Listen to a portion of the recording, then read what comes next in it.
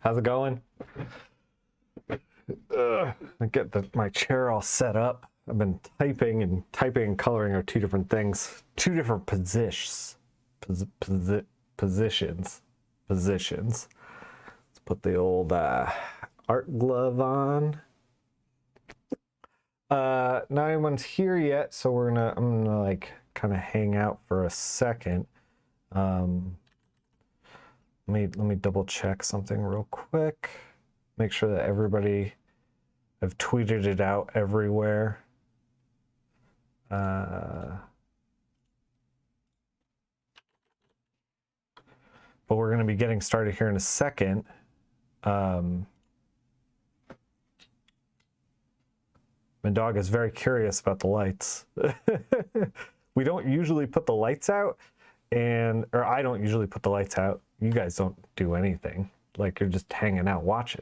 But yeah, I don't usually put the lights out, and I did today, and my pupper is like, what the heck is going on? She approached it. What's up, Hazel? Hazel? How you doing? She approached the lights and was like, she saw them across the room, barked at them, and then she was like, I'm still not sure. So we went over and we were like, oh, the lights are fine. I'm gonna stand next to it. I'm gonna mess with it. It's fine. And she like came over and was so brave and then was so excited that she was so brave, like wagging her tail, loving life. It was ridiculous. Anyway, that's besides the point. We're gonna be working on some Colorist Jam. So let's kick it over to Photoshop. So, what is the Colorist Jam? The Colorist Jam, and I've talked about this before, the Colorist Jam is a line art that gets posted up. This month is Amy Reeder's Amethyst. This is the line art that we're going to be working with. We actually have it over here, right here. This is the raw file that you would get. And this is what's shared. It's a pinned tweet up on the Coloristjam account. It's at Coloristjam. And it's just a bunch of artists, a bunch of comic book colorists all doing their part, like checking stuff out and doing their own spin on it. And we could check out some of that right now. Like Simon, friend of the stream, did this. Looks awesome. He had all the leaves and the blur and everything. Yeah, freaking rad. Yeah, and like all these that have been coming through have been very, very good. Yeah, I like, and all different kind of unique takes. Like I love the lightning, and this one's so bright, it's great. This one's so dramatic. I love the little bounce light on the shirt there, like so good. I think K. Michael Russell did one. You can kind of like scroll through and see these. A lot of different takes. This was one of the... So I was waiting to do some Colorist Jams, and one of the things that I was wondering, because I didn't want to try to like influence the jam, as if I have any influence over the jam, but one of the things I was like, I worked on a thing I can't tell you about, and one of the things that I was really excited about was underlighting capes in it. And this was one of the first ones I saw that was like an underlit cape. This one kind of does too. But like we could do it really bold. Like this one's really bold. And I was like, yes, that's the way to go. But yeah, just like tons of really incredible artists like doing good work. Trying their hand at coloring. Like, look at this one. It's wild. That Liana Rose one is so pretty. Which one is that? Have we got, did I gotta go back further? This one, yeah. Oh yeah, the underlit cape. Yeah, it's so good. That's Marissa. She helps run the jam. I started helping out with the Colorist Jam. I love this one. I love a good lens flare. Anamorphic like lens stuff going on. Yeah, there's been some really, really great ones. I love this blur around. Yeah, this is a really unique take, this like kind of blur. A lot of people do what K. Michael Russell did, not to take away from his, because this is great too, which is like this kind of like, I don't know, splotchy kind of thing. I feel like this is easier to do in Photoshop, so a lot of people do it.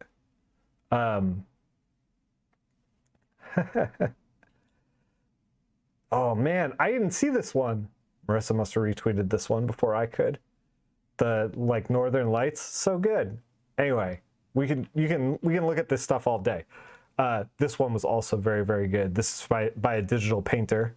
Yeah, so good. All right, but we gotta get to our own. We gotta get to our own. First of all, Amy Reeder was very generous of her, very generous to us to give us line art. Amy Reeder is great. I was emailing her a little bit. I asked her a few questions. We're going to post them up on the Colorist Jam. It's slanted so that questions that are kind of pertinent to like breaking in the industry. So if you are an aspiring colorist, and not only do you want to see what other colorists are doing with the same line art, but we're also going to see how Amy broke into the industry and what she thinks needs changing in the industry. And can I just say, I didn't know Amy Reeder before we started this month for the Jam. And now I'm a super fan. Like, her stuff is so good. I really feel like she should be a superstar. Like, it has this quality of like open line art that like a lot of kind of Tumblr, Instagram kind of art has, but which I normally don't really gravitate to. However, she puts such like a creative spin and her own voice in it that like I can't help but love it. It's just like I was like instant fan. And not only that, story and art by Amy Reeder. She's doing the scripts too. She's a powerhouse. She's so good. So this is her take on her own art before we even started with all this. She colored herself. And it looks fantastic. We're going to be doing something a little bit different. I wanted to do part of the... Man, she's just so good. She's so good. Anyway, we're just hanging out and gushing about Amy Reeder at this point. Let's get some work done. All right, so here's the file. I haven't touched it. I like started to prep it, and then I was like, we should just do it on stream. So let's do it on stream. I like to work with inks that are on like one layer like this and masked off. It's gonna hopefully be something a little bit easier for something I want to do a little bit later. We'll see how that is. Here's the flats. They look pretty good. Generally, if you're trying to flat for colorists and stuff, like doing this kind of thing is fine, because like, you know, it's one solid shape. Who really cares? But this kind of stuff, these stray pixels, not the best. Even if you can like barely see them, that's the kind of stuff that like this what's happening in here, even if it's under a black, it's probably under black. Yeah. This is kind of stuff that like if I was working on this line art professionally, I'd be like, we need to work on your flats. No disrespect for the person who flatted this, because I'm sure they did it very, very quickly for the Jam, as quick as they could. So anyway, I've been reading some New 52 lately. Not New 52, reading New Frontier. And Darwin does these great covers. Let me actually, you know what? Let's see if I can, all right, let me find exactly what I'm talking about. Darwin Cook. New Frontier covers. So, and we all know Darwin Cook, for those of you who don't, incredible artist, has this beautiful style to him that's like kind of old-timey, but still very relevant and very hip. He unfortunately has passed away. So as you can see, it's like kind of old-timey, but also very cool and interesting, like very smart.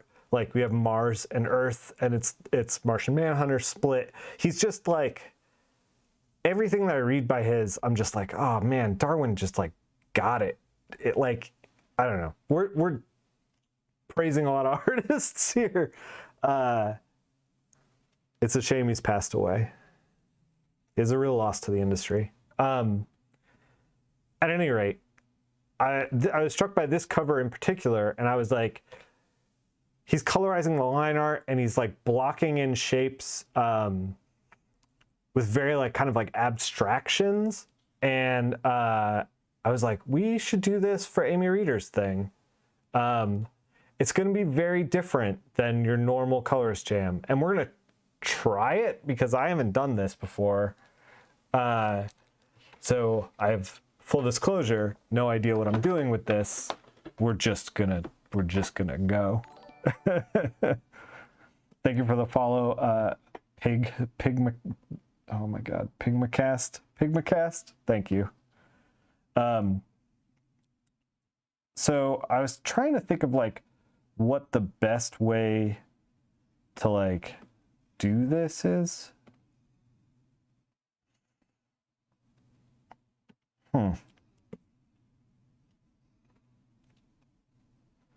So recently, by the way, Photoshop decided that it was, the Cintiq decided all the drivers wouldn't work. So I had to uninstall everything and reinstall everything. I'm still working out some kinks for that. I think, so we're working RGB, by the way. So we get access to like a lot of these colors. When this happens in Photoshop, you get this little exclamation point. This is a color that can't see print. But that's fine because we're just gonna get in there. And this isn't getting printed anywhere. None of the Colorist Jam stuff does. So it's fine.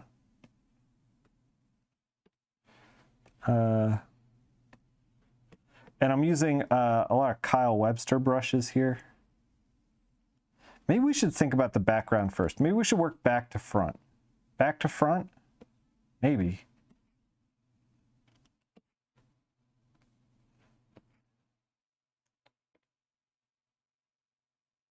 I kind of want to do like a crystal shape in the background, but I don't know. I don't know if that's going to be the best thing for us. I just kind of want to get some texture in here.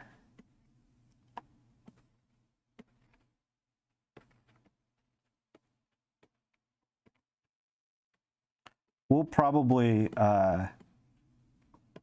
cover this thing in texture eventually, like at the end. Try to like make it feel like it was painted.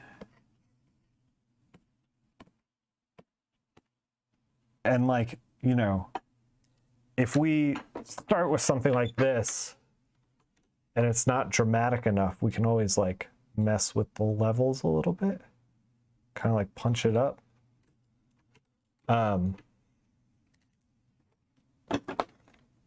So this is a good place to start.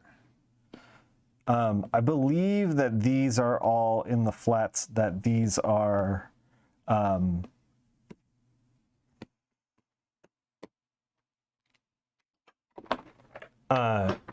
the base colors, like what amethyst should look like.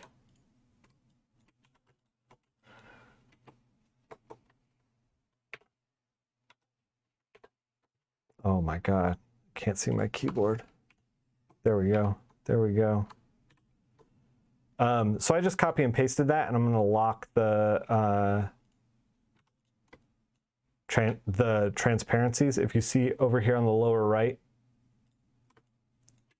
that way, if we color, like say we take this red, right? Let's just take like a solid brush and we're coloring up here, you can't see it, but if we color through here, you can see it. So we don't get too wild across the piece. We're gonna try to, I don't know, man. Where do you start with something like this? Where you're trying to like abstract everything. I guess we make it dark and then work dark to light, maybe?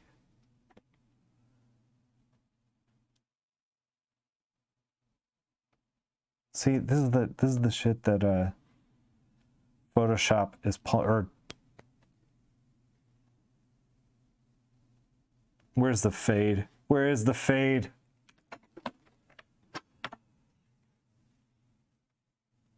You had it with the gem. Take away everything. Yeah. That's what I'm thinking. The only reason that I want like a little bit of, why is this not working? There we go. The only thing is like I kind of want just like a little bit of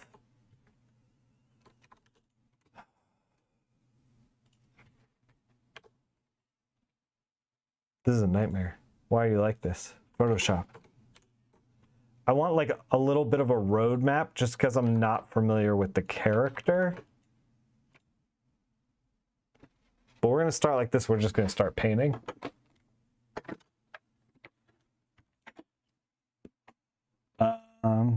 Yeah, so let's just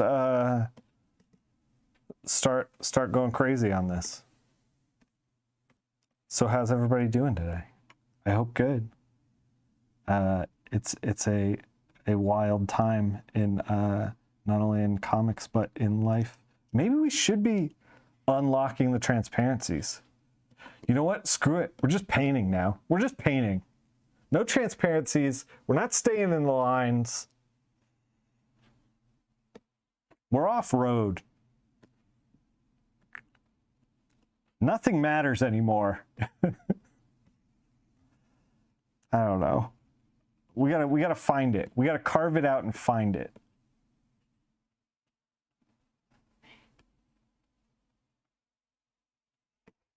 Shannon's telling me to be quieter. I get fired up. Amethysts are purple, but I don't think they're this purple. Go wild. Yeah, I'm gonna try. Shannon just told me they can be any color purple. Do they ebb into like a neon pink though? Not really.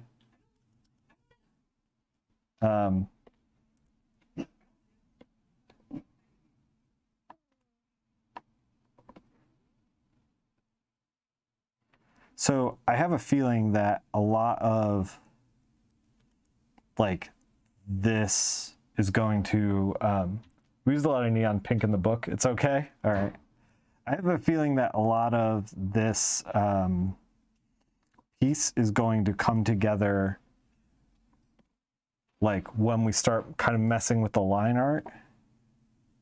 Because right now, let me tell you, dear viewer, I hate it. I hate what we're doing right now. It goes against a lot of my instincts. What if we, hold on. Like the face is super delicate. So maybe we need to be delicate, but maybe we don't. Maybe it's a trick. I don't want to play myself. I don't want to trick myself. No rules. Yeah.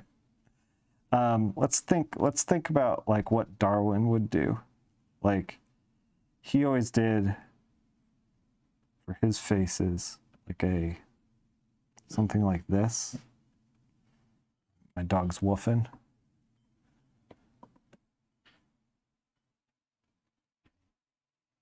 We're gonna try to stay in like the warm area of the palette.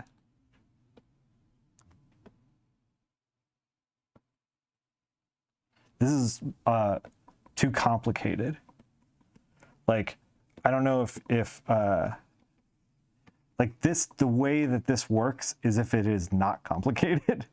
It needs to look like smooth and natural kind of thing.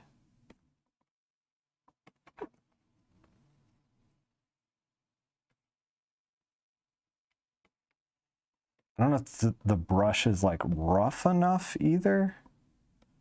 We're gonna find out. Can you hear my dog? She is upset that the garbage is being taken away, but I am not upset about that.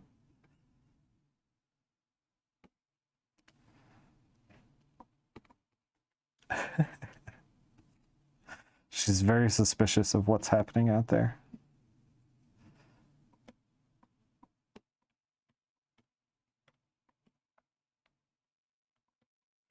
Yeah, so when I saw this, I was like, oh, this is a perfect opportunity to just like fuck around and find out, which is like what we do at on this channel. We fuck around and find out.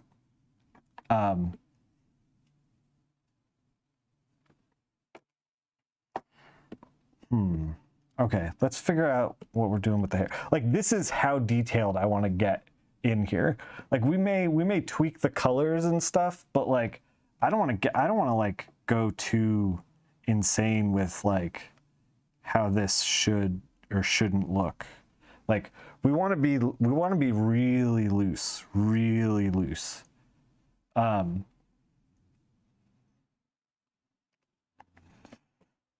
Because the looser we are with it, like the more it's going to communicate like what I want it to communicate, which is just like,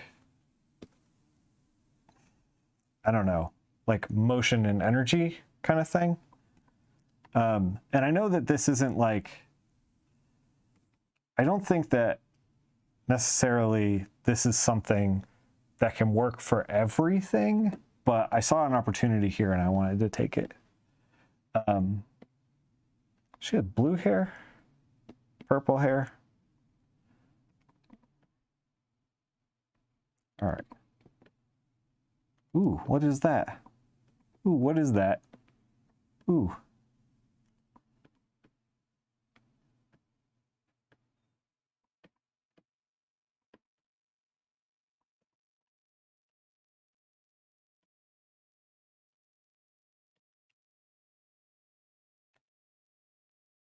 Yeah, a lot of people with this particular jam went very painterly. Like they were doing a lot of digital painting, and with open line art, like it's very tempting to do that. Like if I was doing this for DC Comics, like I think that I would probably do something very painterly. But since we're just hecking around in the jam, like we can kind of do whatever we want. Like, and we need to keep the shapes kind of simple. Like if we get too into the weeds in the hair, it's not gonna, like this kind of style in the face needs to be echoed through the piece. Like if we start doing like very detailed hair, then the face is gonna look weird. But if we keep it loose,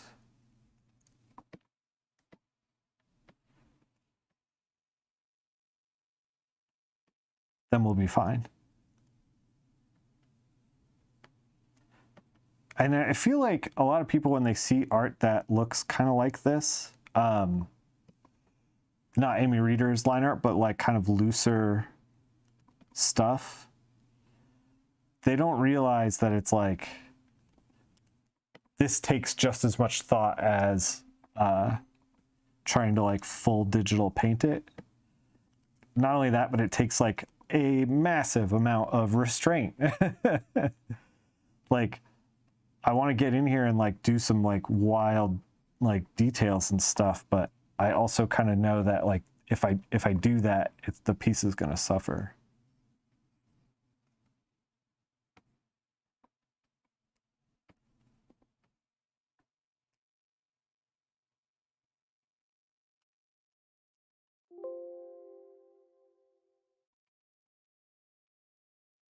Are we doing like kind of a rim light around there? Maybe. No one knows for sure.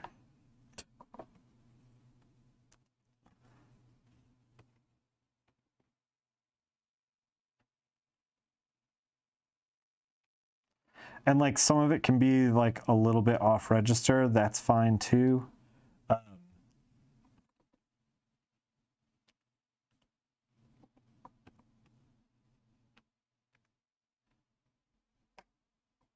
Like we can get really loose with it.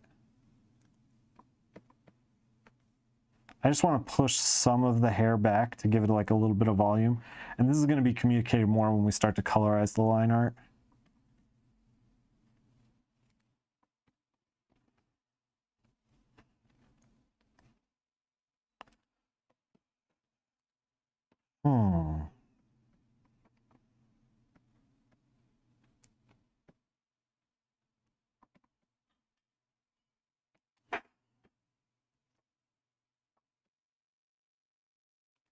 It's looking good so far. It's looking weird, but it's looking good, I think.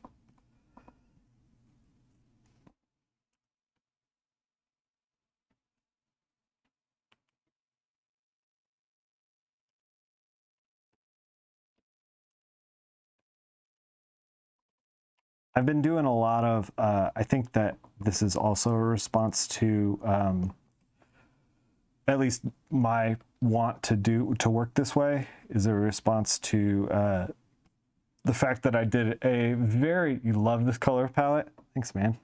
I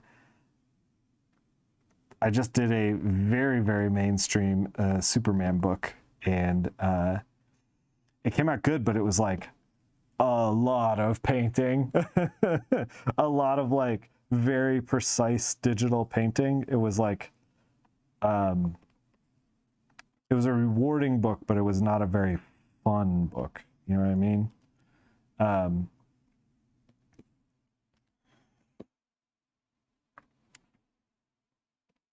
Boix, you're playing River City Girls later tonight, right? With Cam?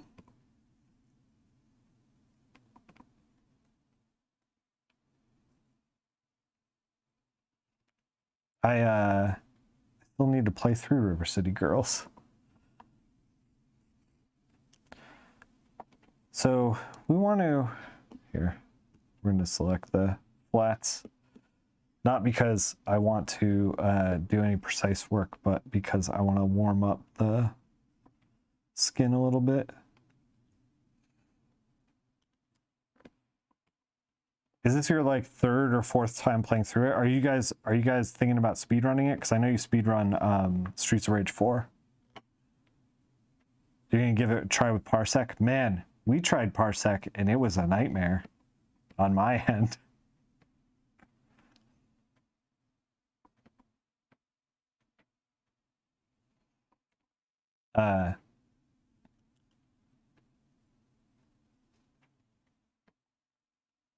And I don't know if I want her arms this lit up.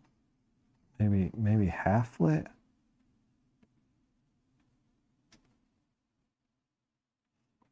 Maybe. Ooh, hello. Hello. Blue just showed up to the party.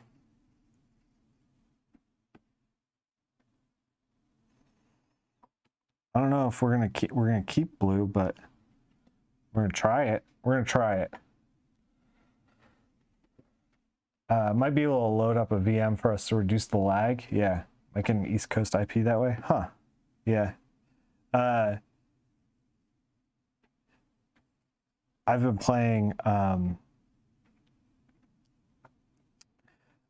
if you guys have been, I don't know if you guys just hang out for the art streams, but I've been playing a bunch of GameCube games on stream that I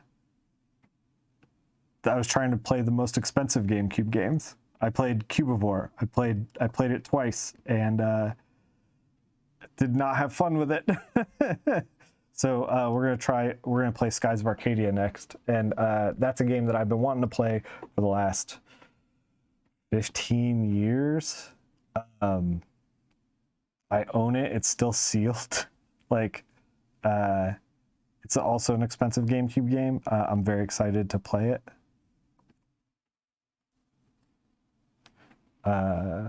Yeah. I've been like pretty consistent. I haven't been consistent doing art streams because I've been so burnt out with art. $300 games, hell yeah.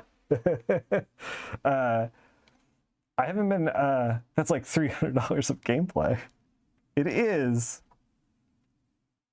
Because they know your time is money, if you're a rich man playing $300 games, they like to only give you maybe a few hours worth of gameplay before you're bored.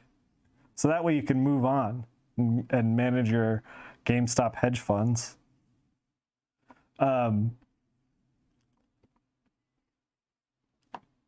Yeah, but I've been holding on to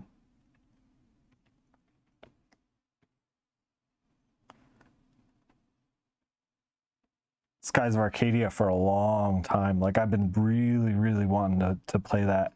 And I kept telling myself, oh, I'll play it later. And then like 15 years have gone by. So having an excuse to play it is very nice.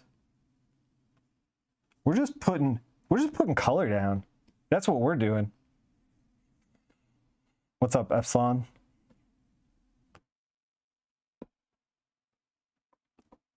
I think this is part of the cape in here.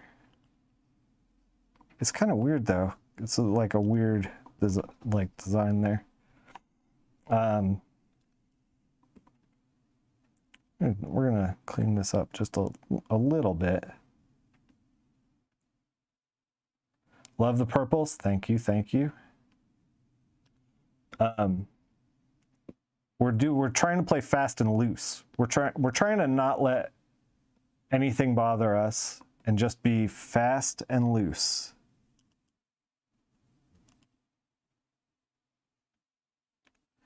Maybe we should just do white for these, like really pop them.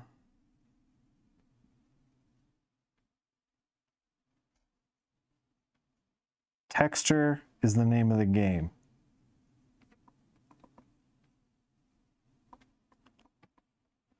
And we're going to make these guys glow, and we're going to tweak the line art. So I'm not really too worried about like if everything is perfect. Nothing has to be perfect. This is art. It just has to evoke an emotion. It does not have to be perfect. Which is what I kept telling myself when I was doing thumbnails today. I don't know if I'm on model. I'm so off the rails. I'm not on model. I'm kind of on model.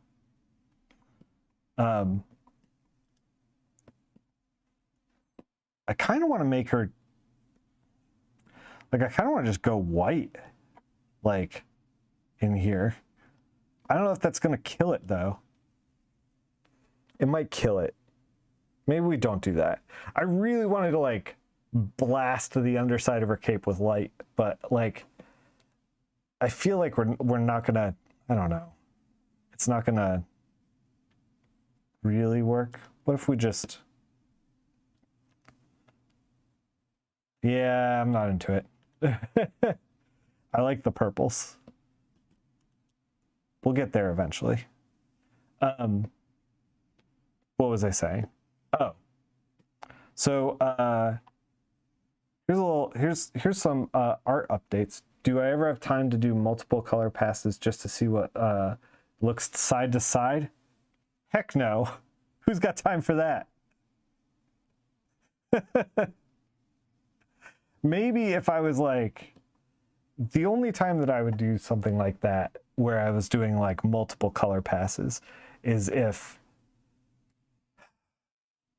like I knew I was going to be doing multiple color passes, and I didn't start out at like this size. I started out like this size. Like if we were like thumbnailing, like wait, let's can we duplicate the document? Is that this button? Photoshop? Yes. So like if I was going to be like, oh, I want to find out what it's going to look side by side, I wouldn't be this detailed. I'd be like, okay, we're doing an orange one. And I would be like, all right, cape, cape, cape, maybe like a red. Are we on lighten? Who uses lighten? Like this is how tight I would be if I was gonna do like figuring out color schemes. Cause like when you're trying to figure out a color scheme, you don't have to like really get into the weeds that much. Like once you figure it out in a very like general term, you're usually like good to go. I don't know I don't know why I'm still working on this, but we are apparently. But like, yeah, so like very, very general. If I was going to be like working on making like multiple pieces. So that way we could be like, okay, now out of these 3 or 6 that we would generate, then we would get into it like at this size and like kind of start to figure it out. I really like this trace around the edges. We're gonna do some of that here. Kind of makes her seem like she's got a little bit of an aura of power.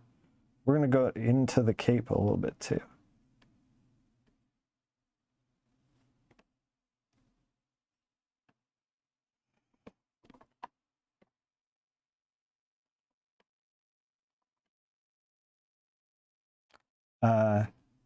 This has been a pretty successful Colorist Jam. If you are watching and you participated, thank you. And if you are thinking about participating, you should jump in. It's a very friendly, like low stakes way to just kind of like experiment with color and try things. That's what we're doing today. Like, I don't know how this is going to turn out. We are full on experimenting.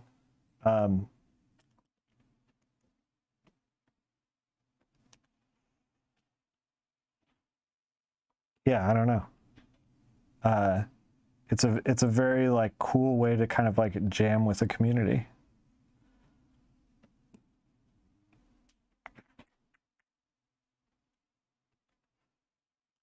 Oh, so yeah, so like art updates.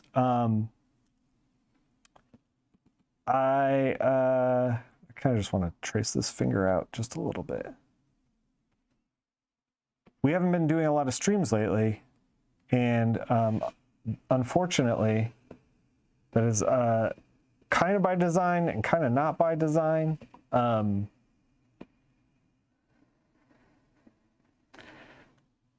I wrote some stuff, which writing isn't really something that I feel like is great for streaming, especially because like I'm not an expert when it comes to writing. And I need to, a lot of times when you're not necessarily an expert, it's best to, and I try to do this with my coloring anyway, is like anything creative.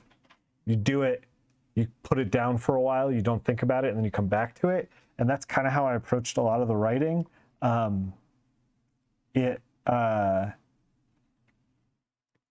You kind of come back with fresh eyes. And I definitely needed that with the writing more than I need it for color. With color, I've kind of like trained myself. I've done it enough over the last 15 years that like I kind of have a hold on like what works and what doesn't. With writing, I am very much in the weeds. So I was trying a lot of stuff and seeing what worked and what didn't. And then like putting it down for a while, and that doesn't make for good streaming.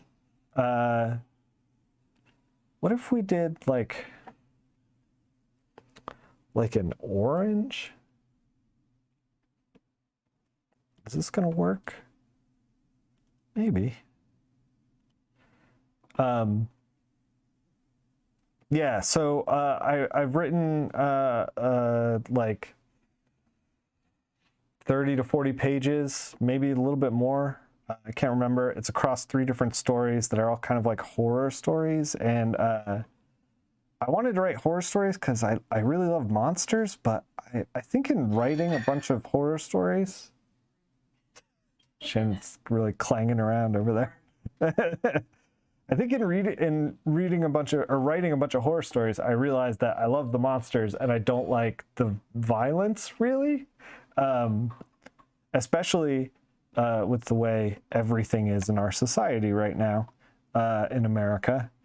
The violence is kind of rough to live in and think about on a regular basis.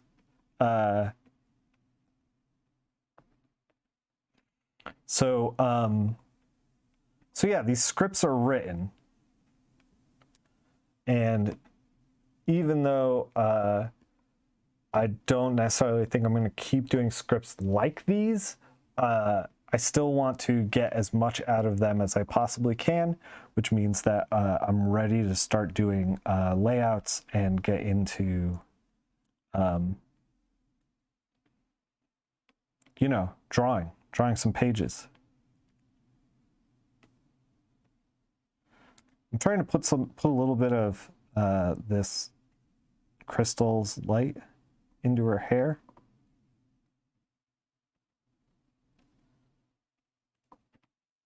Like I said, fast and loose. We're fast and loose with this. I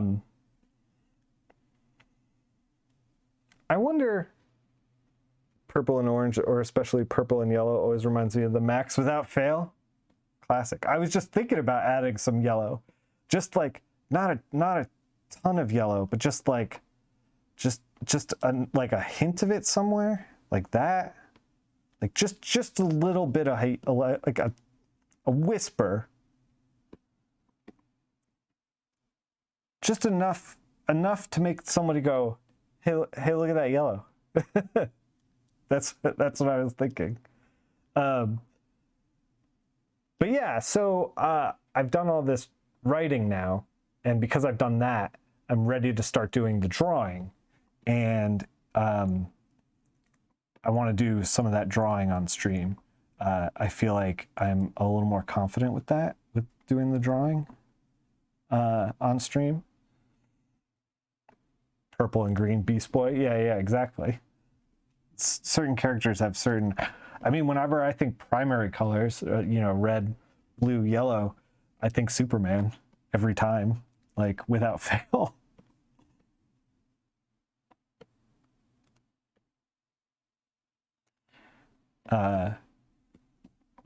So yeah, we're gonna be trying to do some more art streams on a regular basis, and we're still gonna be doing Sunday game streams. So if you want to join me, I know it's very early in the morning because that's like when I have time for things. But yeah, very early in the morning on Sundays, I've started to just play like a couple hours of games. I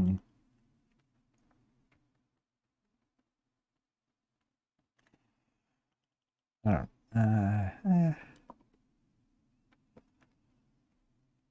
We played a Gilmore Girls themed Fire Emblem game. That was a mod that was made by the artist who drew all the Dicey Dungeons stuff. It was very, very fun. I'm a big Gilmore Girls fan. Oh my God, really?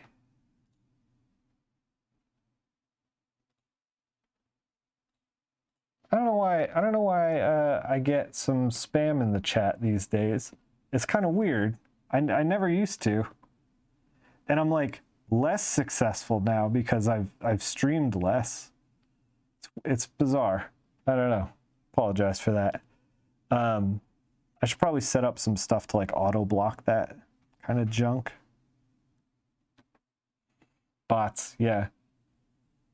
It's currently after midday, and yeah. Great to be able to watch while you work. Cool. Yeah, I feel like this is like peak streaming time. Like this is the easiest, not the easiest, but like the time to attract the most viewers is like in the evening on the East Coast. Everybody's like done with work, and then like other parts of the world are able to like hang out and stream, or hang out and watch a stream. I'm trying to find out what kind of size we need to make this. Just so dirty. This brush, so dirty.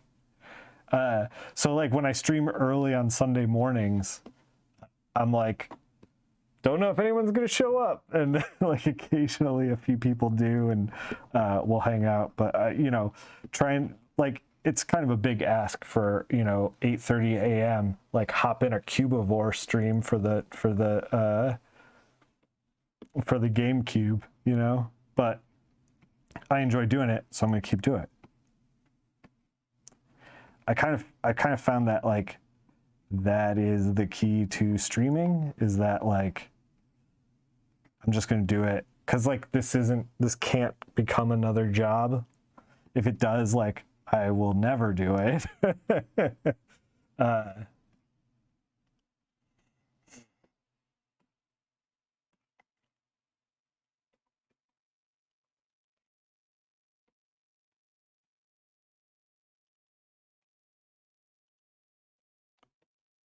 So it has to stay fun. I wish I could stream more, but you know, what can you do? Real life work's got to take priority. I don't know if I like this. I thought I did at first, but I don't actually think I do. I want to you always stream 12 p.m. Eastern. The ghost town on Twitch. Yeah. I mean, so like my mentality with it is that like even though it's a ghost town, people can catch the VOD, and then like I can eventually port them over to YouTube. People, and they can live forever there, you know. So it'll be what it is, you know.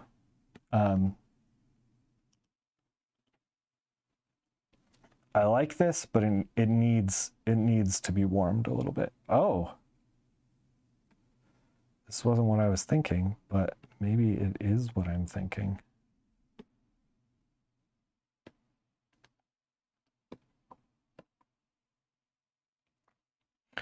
You used to stream that time, like 2 a.m. Eastern. There's an audience that's just not US based. Yeah.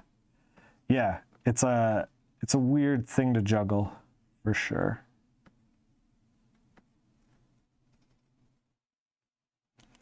I think I'm getting too into the weeds with this. Like, I think that I need to think a little more like looser.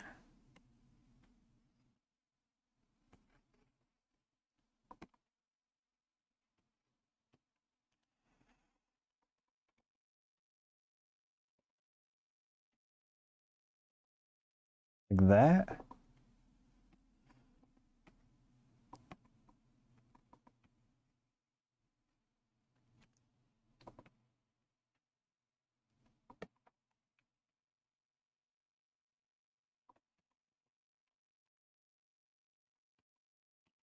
We are getting close to figuring this out.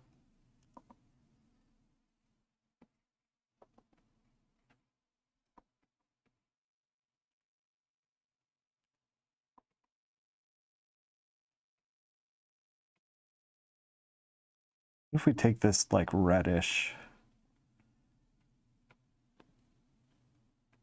Yeah.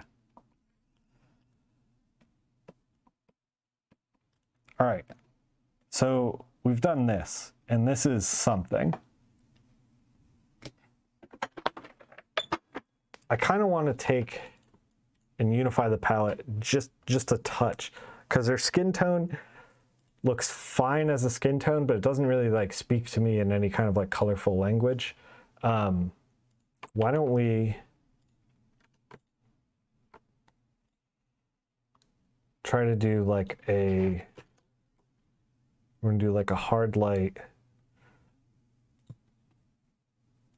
fill, kind of like fade it. I don't even think we're gonna do a red, but I just want to like see if we can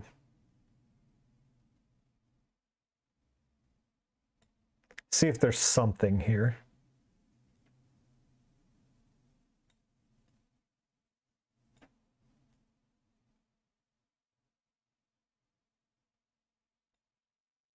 Maybe just the skin tone.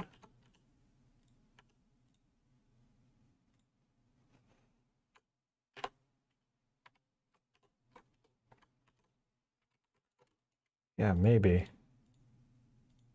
It needs a little something. Let's put some red in her lips as well.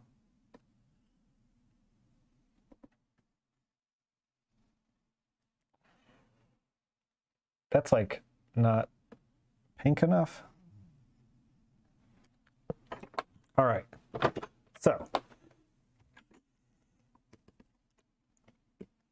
we've got this, and we're in a space. I don't know if we're in the right space, but we're in a space.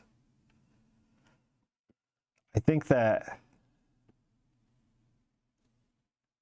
in order to kind of like bring it home,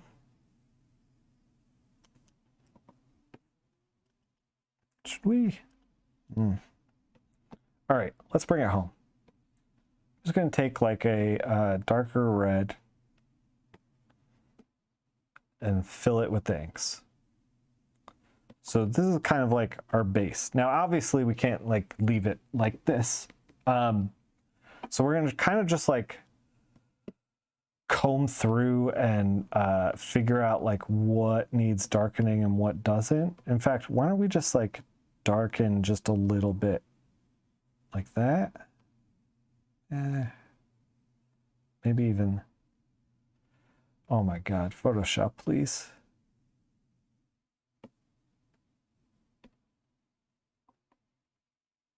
Maybe even just like Photoshop, please. All right. One of the things I want to do is use like a pure white maybe for the gems.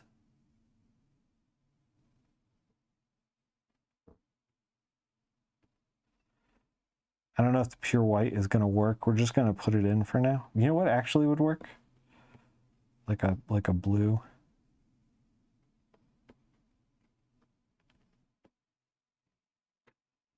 Man, we are like fast and loose with this.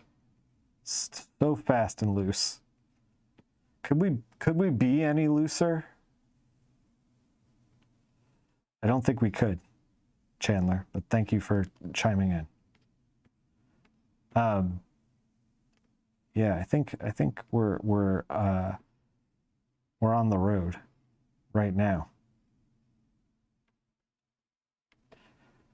I still can't tell if I love or hate this. I don't know if this is going to be what I want. We're gonna try to get there though. I think maybe if we make the face not as dark,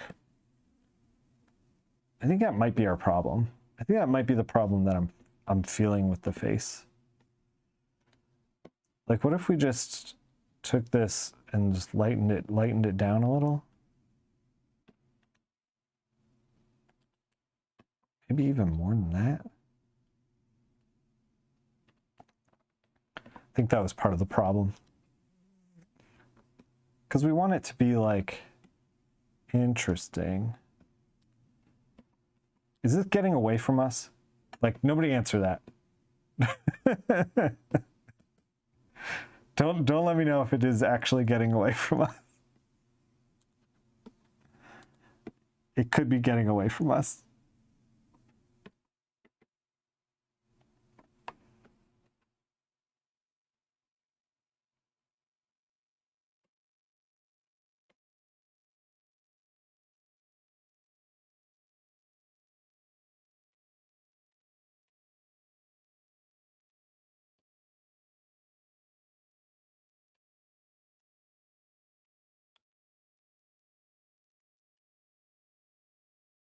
What if we use like a pink for the jewels? That's what we want to do. Pink is too close to...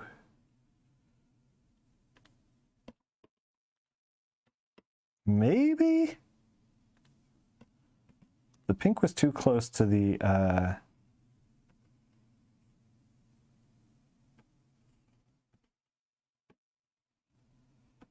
skin tone. We're getting there.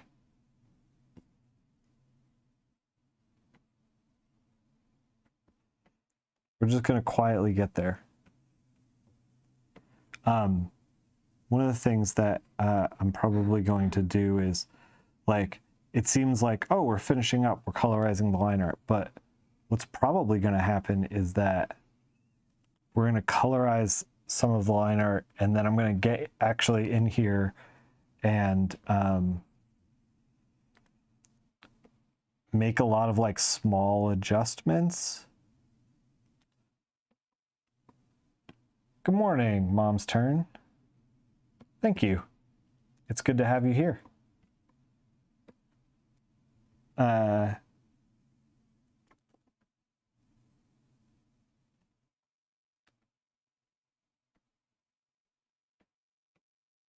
know we're like blanking out some line art here. That's not my intention. We're gonna try to pull it back from the edge eventually.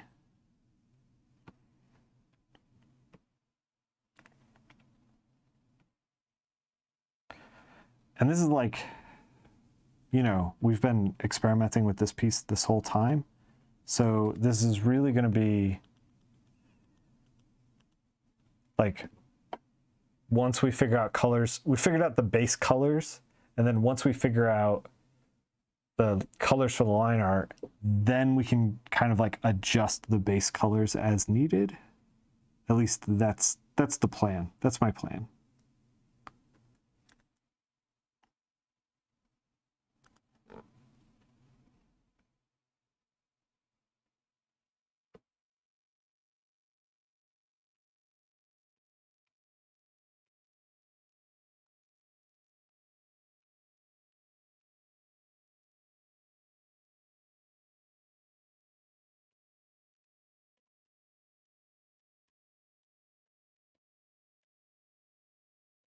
Maybe this needs to be like a lighter blue.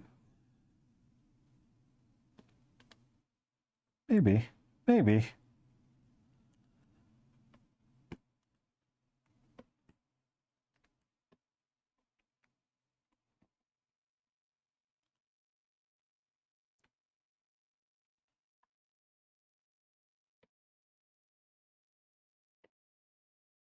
Man, I thought the underside of the cape was going to be the boldest part, and now we're edging into like the line art up here is the boldest part. I don't know. We're gonna find out. We're gonna get there though. We can use like a pink for the cape. What if we used a pink for the cape? Kind of like that.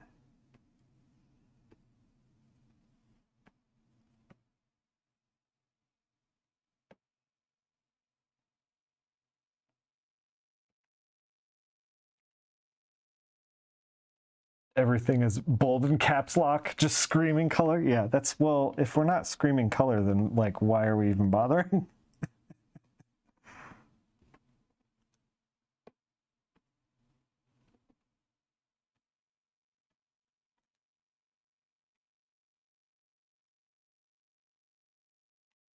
This is also like something that, man, I like trying to pitch a line artist that you're going to do something like this is incredibly difficult, because like they put together this tight thing that like they're like, oh, you know, like I spent hours working on this hand, and then I come in and I'm like, this is how we're gonna handle it. You know, like trying to get a line artist to be on board with something like this is really difficult, and this is why the Colorist Jam is actually very, very powerful, because I feel like Amy says their lines are suggestive and she's really loose and cool about it. That's great.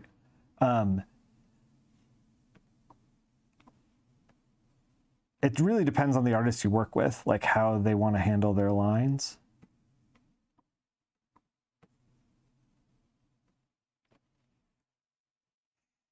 I wonder, should we make these like blue? Yeah, probably, because they're supposed to be like metal and cold. But yeah, it's I know like Jeremy Hahn would like hate this. Not necessarily this piece, but like this kind of approach to his work, because he puts a lot of like time and energy into like trying to make the best possible, like tightest, most interesting line art that he possibly can. And because of that, it's like if I just like kind of barrel in and obliterate it, then he's kind of like, my dude, like, we're making superhero comics, please. At least that's my impression. I don't know. He may correct me. He's gonna come on stream and correct me immediately. Do you have tips for artists who have issues seeing the end picture as they are working? By the end picture, you mean like the plan of like where you're gonna go with it? I think that my only tip for that is just to give it time. Like, the reason that I'm like able to do this current work is because I think that her head got screwed up a little. Work like this with like an end goal is because I've put time into like, you know, screwing stuff like this up already. if that's like, I don't know. I know that's like not what you want to hear. But the truth is like with any kind of, with experience comes your ability to see the end product. You know, I would say that in addition to mistakes are for learning, absolutely. And I've made a ton. You love your lines too. It's what I do, but I also love seeing what colorists do. How often you get requests from the line artists to leave the lines be? It really just depends on the artist. The other thing that I would say is if you are having trouble seeing what the end product is going to look like, try and work smaller. Meaning, we talked about it earlier in the stream. I don't know if you were here, but like,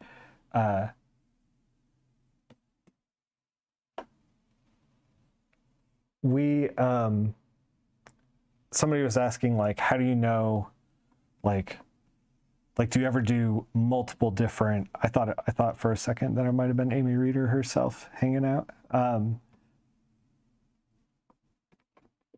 You're forgiven. You're forgiven, and also welcome, Andrea. I might do like colorist sketches. That's a good way to like kind of like figure out where you're gonna end up. And what I mean by that is like I would take, you know, we have a very clear picture of where we're ending up at this point.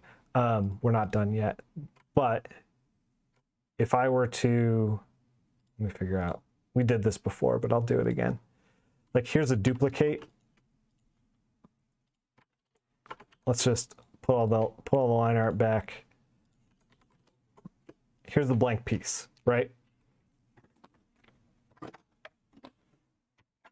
Like we could figure out what we want to do by just being like, all right, and like literally make it this small, like maybe even smaller, like that size, and be like, okay, we're gonna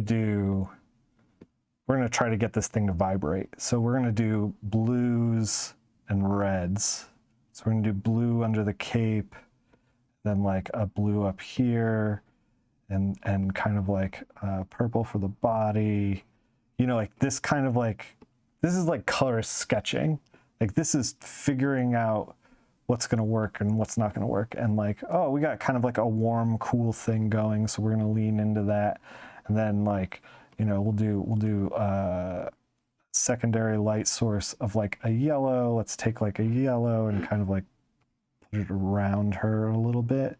And it's like, oh, well, I forgot that there's like glowing parts. So like maybe we do the yellow for the glowing parts, and, you know, like kind of like figure that out.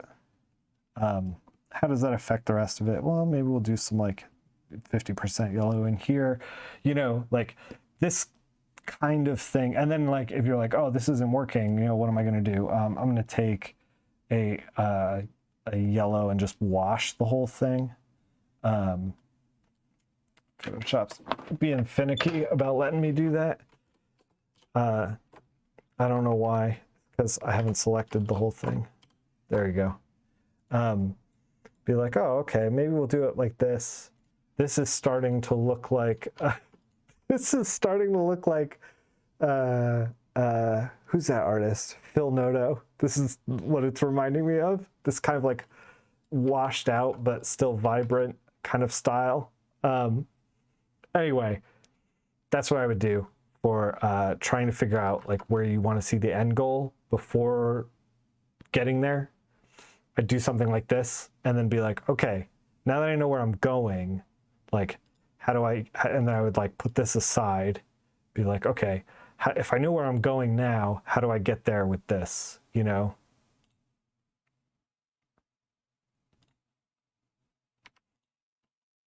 Yeah, a bit. Works for him though. Yeah, I know. He's so good.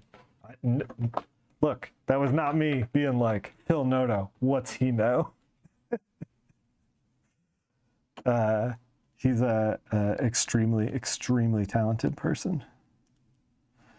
Trying to figure out, maybe we go lighter.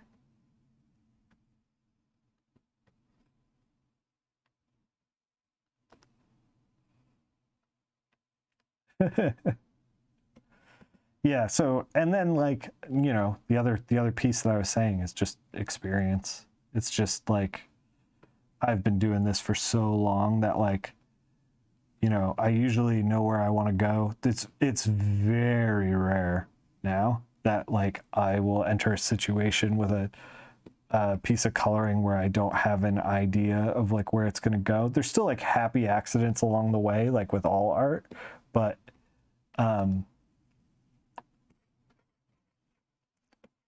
you know, usually I'm like, okay, we're doing this today. It's going to look like this. It's going to feel like this. This is where I want it to go.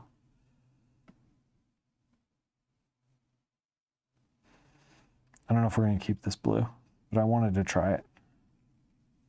See, I didn't know. This piece is a lot of experimenting.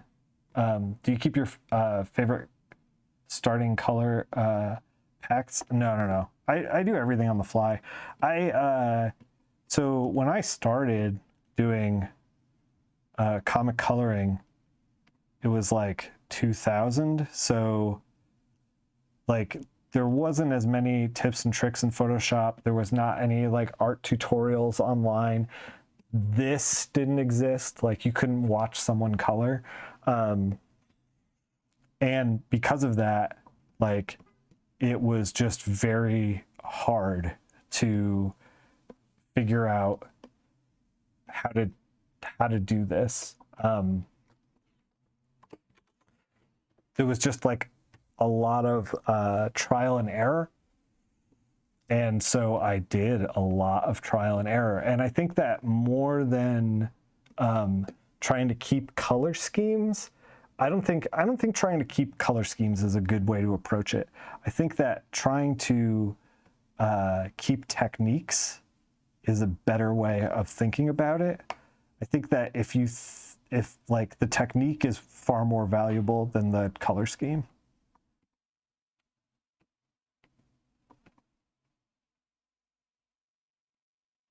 If that makes any sense. Like knowing how you get to a place is better than like where you accidentally ended up kind of thing. Or even ended up there on purpose. if you can know how to get there, then you can know how to get there again. If you like know how to handle a blue scene and like you've got it down to I don't know, a kind of idea of like where you want to end up, then you can do the same thing for an orange scene or a green scene or whatever, you know, like you can kind of just like go wherever you need to go. If that makes any sense at all.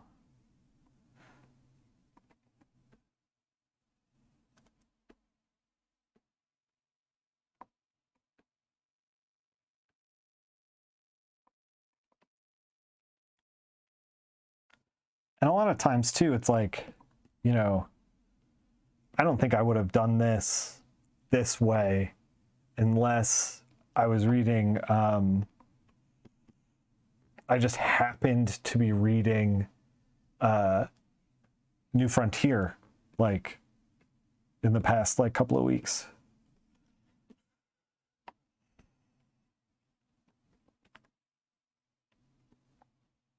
These are spot blacks in here, so I'm gonna keep them as like spot blacks. All right, let's make this glow a little bit. I just want to see. I don't know if we're gonna keep it. Maybe we make it glow. Maybe we make it glow with like a little bit of flare, and then kind of like do like a brushy kind of flare to it.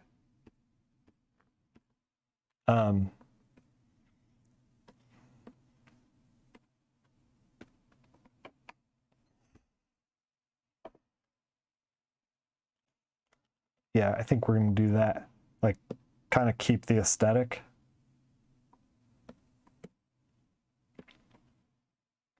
You have a terrible time figuring out colors.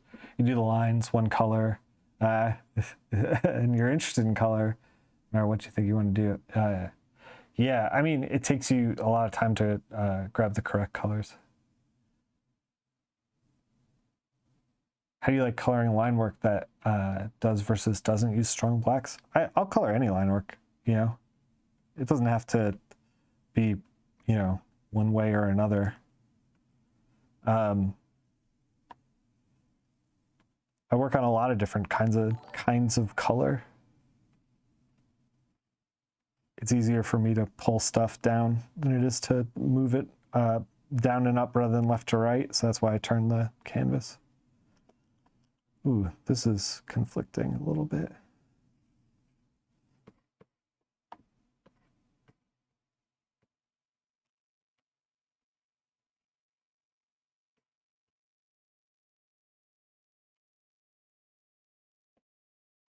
How did that look? Medium? Medium. The other thing is, like, nobody has any, like, copyright on color. Like, if you see something that you like and you want to try to replicate it, do it. You know, I don't know. Like, every once in a while, I did a, gosh, I can't remember when this happened. Years ago, I did a Powers cover, and I had like seen something that I thought was like pretty cool, and so I was like, how'd they do that? And it had a shadow, and the person in shadow was very blue, and then outside it was very warm, and it was like really interesting. And I just like saved it and put it aside, and then years passed, and then I was like, oh, this is the opportunity to lift this palette. Like when you start like thinking about palettes and you start seeing stuff, you can kind of like be like, oh, you know, like you find opportunities to like try stuff. I'm just gonna tone this stuff down, not get rid of it completely, but just like tone it down a little. I kind of want to add like just a little bit of splatter, maybe. I was thinking about doing like a crystal behind her, but I don't know if that's going to be too much.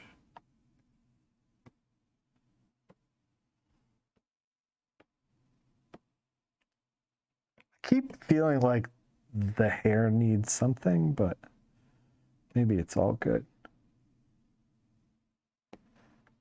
Let's kind of think about if we need a crystal behind her before we. I also kind of want to see this small. Squint at it a little bit.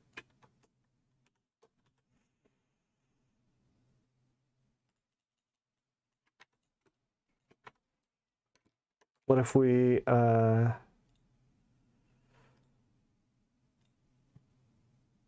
tweak the levels? Look at the histogram. Yeah, punched up. A lot of times when I'm looking at something for a long time, like we are today, at the very end, I'll do levels or hue and saturation and just kind of like see what we can do. So, okay, something to give her a silhouette, a beam of light from behind. Nick, what is a histogram? That you can never figure it out.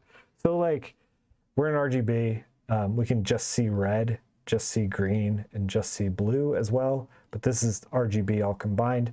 Your slider on the left is, I think this is darks. Yeah. So if you see on the, I don't know if I can make the histogram bigger. I cannot make the histogram bigger. Okay. Think about it like this. Okay, we have the histogram. It's a graph, left to right. And you have dark on one side, light on the other, right? And then you have a mid-tone. And that's where this is. And every time we've used color or value or anything, like color and value, I'm not even sure if it's color and value or just value. I'm not exactly sure, but I know it's value at least. Like this big spike here is the, like if we move this here, we just made the darkest parts darker. We didn't mess with the top end. How is this different than levels? Well, we're in levels. I'm teaching you how to read the histogram in the level. So like, if we look at the histogram here, like, oh God, I don't know what this is that I'm looking at. I think this is similar to the levels, but yeah. This is just like what the actual mathematical output of the thing is. So like if we wanted to make the whites like really bright, we crank it down to like where the spike is to down here, or here where the spike is. This is a little dull, this is a little brighter. But like, yeah, it's just like a mathematical way to look at the image as a like graph, you know, all the values, all the color, everything plotted. They say in like photography, it's great when it looks like just like a bell or whatever, like just a big curve, I think. But like, this is stuff that I've only started messing with in the past couple of years, because I've noticed for me personally, yeah, this is a can of worms, Marissa. I've noticed for me personally that when I'm working, and this is medium helpful. It's not very helpful. It's medium helpful. When I'm working, I tend to let my eyes kind of I get fatigued very easily, and then I end up like not letting it kind of like be as beautiful as it necessarily can be. And when I look at the graph, I can see in a very black and white manner, a non-biased manner, I can see the graph and I know, okay, here's where the spikes of the darkest parts are. Here's where the spikes of the lightest parts are. And I can like get in there and kind of mess with it. Like we can get in here and like kind of figure out where we want her to be, you know? Let's turn these off and make it dull again. I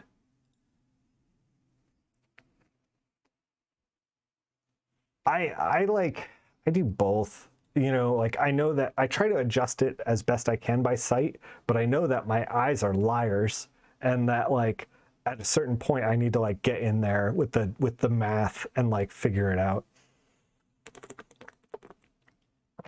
This is only something that I've done in the last that I've started to like look at in the past year and a half, maybe. This is like not necessarily, but I was gonna say this isn't necessarily like, you know, stuff that your average beginner colorist needs to really worry about. But I will say that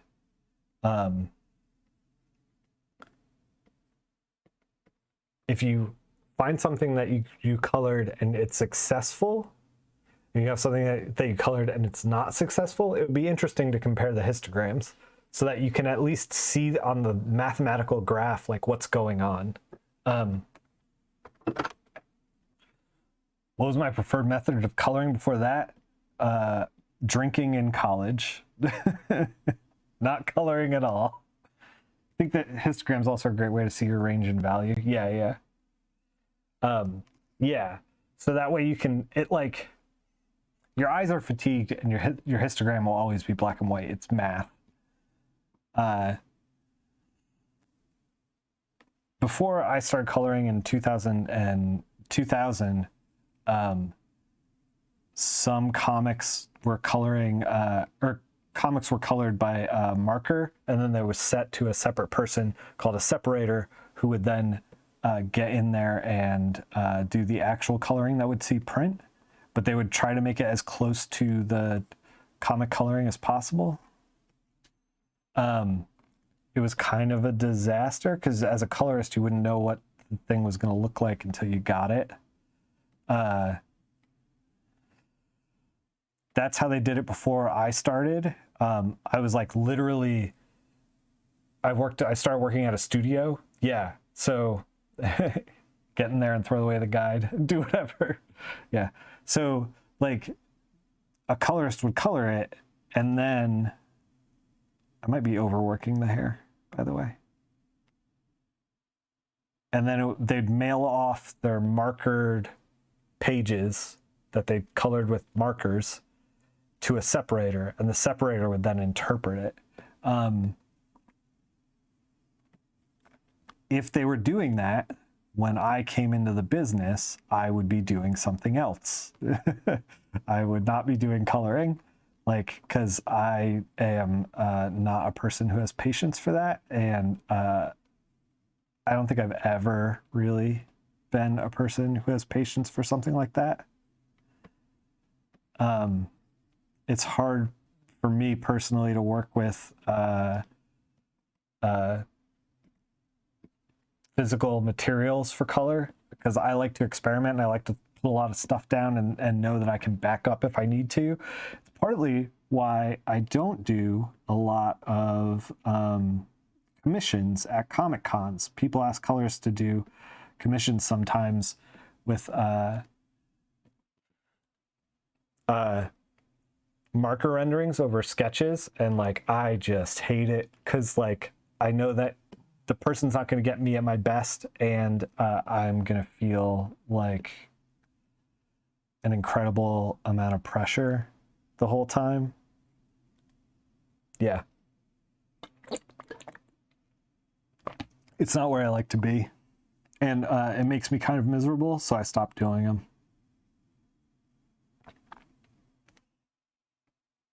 I just want to push this chain back so we don't interfere with the hand. If you look, occasionally on eBay, old color guides will pop up. I actually have one from Patricia Mulville, who is a pioneer female colorist.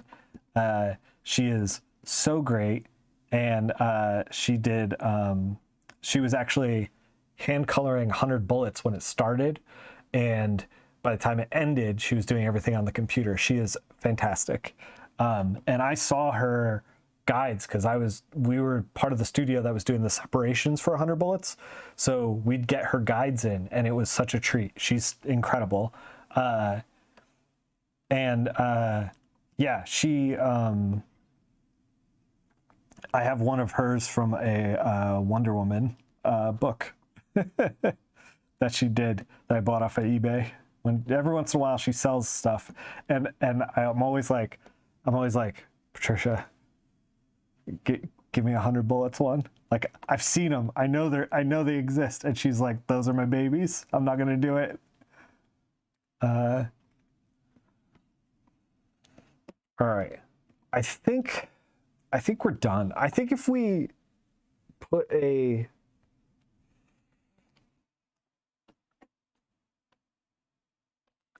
something behind her, it's not going to.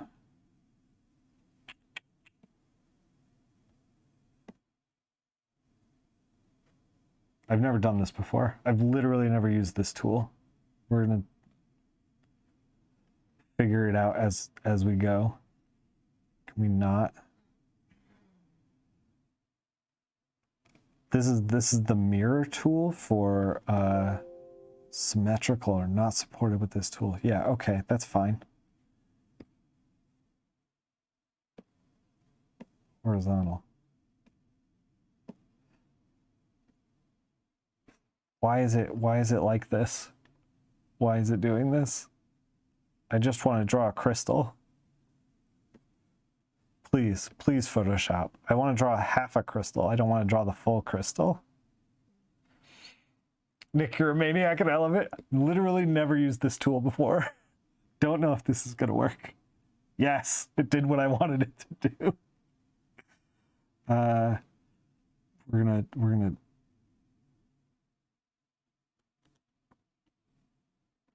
oh my god. Can we get rid of the guide? We cannot get rid of the guide.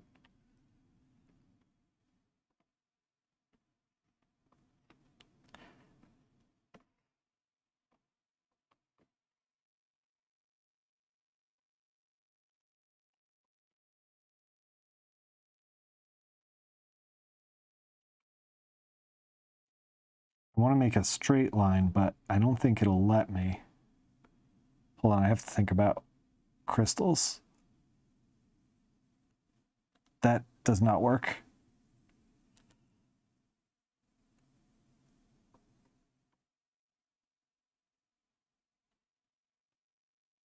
Maybe this is strong.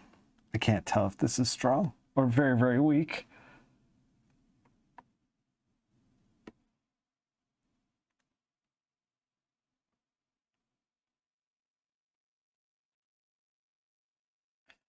We're creating tangents. Can we get rid of that? We're creating tangents. This is an emotional moment. I don't know if the crystal turned out right. Maybe it did. Hold on. Maybe it's fine. Hold on. Are we on to something? Is this anything? Is this anything? Fuck, I don't know. Oh god.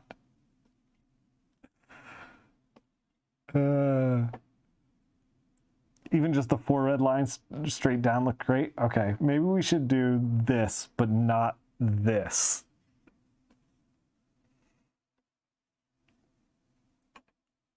All right, thanks, Marissa. Have a good day. Yeah, we should do like, can we turn this off? Is this just going to be on now? Okay, yes. Oh my god. Turn symmetry off. Thank you. Photoshop. Thank you.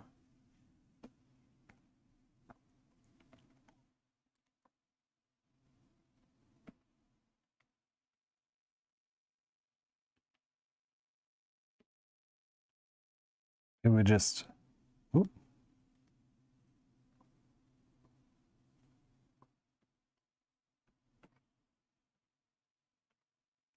Just add a little red.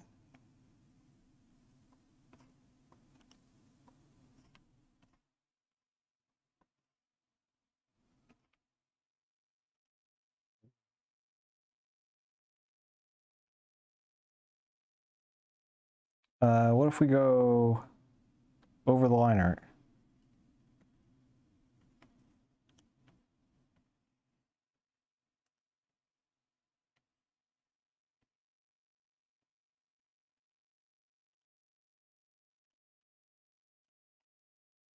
Yeah, I think that's it. Let's, okay, now that's it. Now that's it. That's the hot sauce. This is the hot sauce. We're signing it. It's over. Why is everything a battle? I don't know, but it is.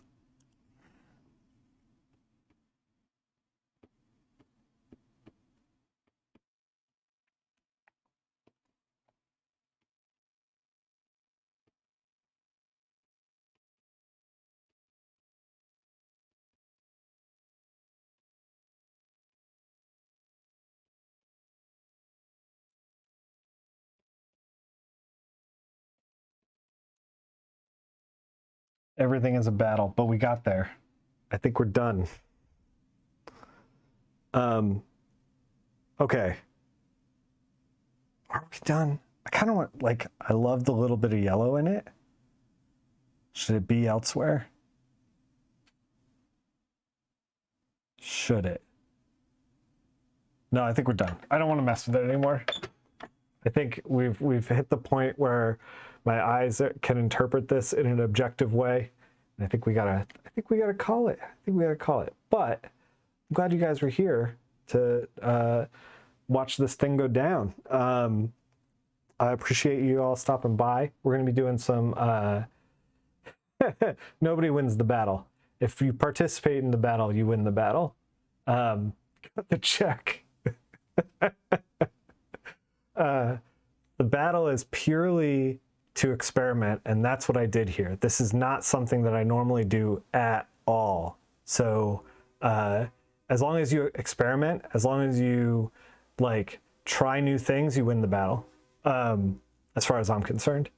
And you did it all with the paint bucket tool. Yeah, just the plaid brush that I had. Hey, we did some comic stuff, and in January we did one stream. I don't know if we're gonna get another one in. We're gonna try.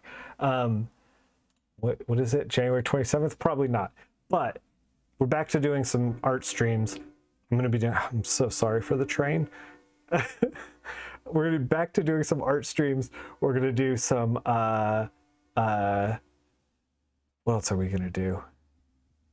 We're gonna do see, my brain is fried. This is why I know I'm not making objective choices anymore. We're gonna be doing some more drawing streams. I actually did last drawing stream that I did was the Loveland Frogman. We did a digital painting of that in black and white, and it turned out really, really good, really fun. And so I did a Mothman after that, and both those are up on my Instagram if you want to check those out if you're into cryptids. I'm working on more cryptids. I'm gonna do some of those on stream, hopefully. And we're gonna be doing some pages. I don't know if you noticed, but there's a drafting table behind me. We're gonna mount the camera, do some inking back there eventually. I'm really excited about that. And we'll do some more coloring. I know I'm a professional colorist, so yeah, we're gonna be doing that too. So hang out. Oh, and if you're into video games, I'm gonna be starting a Skies of Arcadia play on the GameCube starting this Sunday. So come hang out for that or catch the VOD. Thank you for participating, and you should grab this line art, participate in the Colorist Jam. It's cool. Everybody's doing it. You could do it. We could all do it. Thanks for hanging out. Appreciate you guys being here.